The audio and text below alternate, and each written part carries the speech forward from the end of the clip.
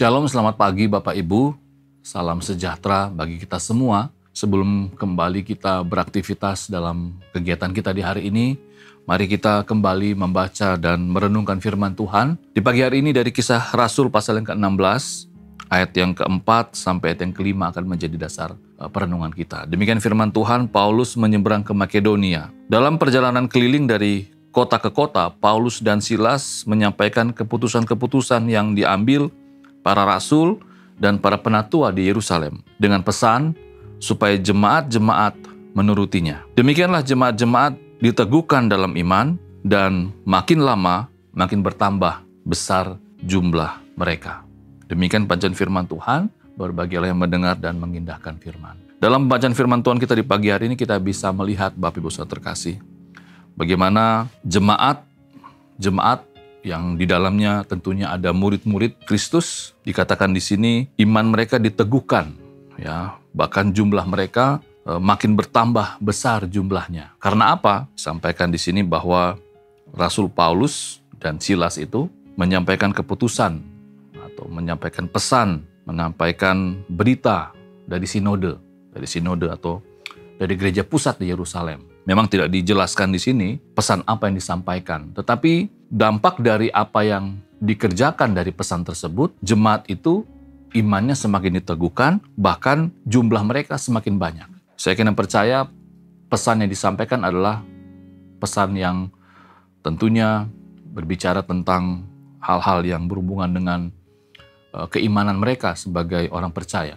Bagaimana mereka harus tetap bertekun di dalam iman, bagaimana mereka harus yakin akan ketuhanan Kristus, bagaimana mereka harus bersatu di dalam iman mereka, tidak gampang digoncangkan oleh hal-hal yang mengacaukan iman mereka. Sehingga saat mereka sungguh-sungguh menjalankan keputusan yang diambil di gereja pusat di Yerusalem, iman mereka dibangun dan jumlah mereka semakin banyak.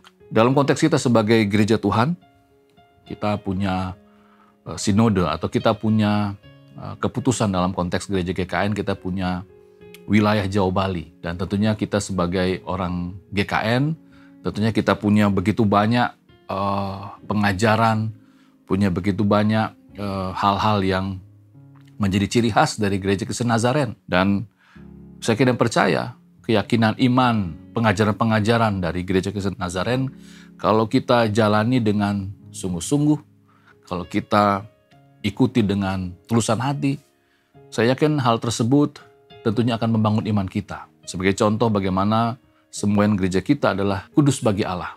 Bagaimana kita sebagai jemaat gereja Kristen Nazaren, apakah kita sudah sungguh-sungguh menjalani kehidupan kita sebagai orang percaya yang benar-benar menjunjung tinggi firman Tuhan sebagai dasar kehidupan kita, menjaga kehidupan kita agar tetap kudus, dan masih banyak lagi hal-hal yang menjadi dasar dari keyakinan iman dari gereja Kristen Nazaren. Kiranya firman Tuhan di pagi hari ini kembali lagi dapat mengingatkan kita, memotivasi kita, agar kita dapat bertumbuh di dalam gereja lokal kita, agar kita dapat bangga dengan doktrin, bangga dengan kebenaran-kebenaran firman Tuhan yang menjadi dasar dari gereja kita. Sehingga sama seperti yang terjadi dalam konteks jemaat mula-mula, saat mereka sungguh-sungguh menjalani perintah nasihat dari gereja pusat, iman mereka diteguhkan, tapi jumlah mereka juga semakin bertambah banyak. Kiranya firman Tuhan di pagi hari ini kembali lagi dapat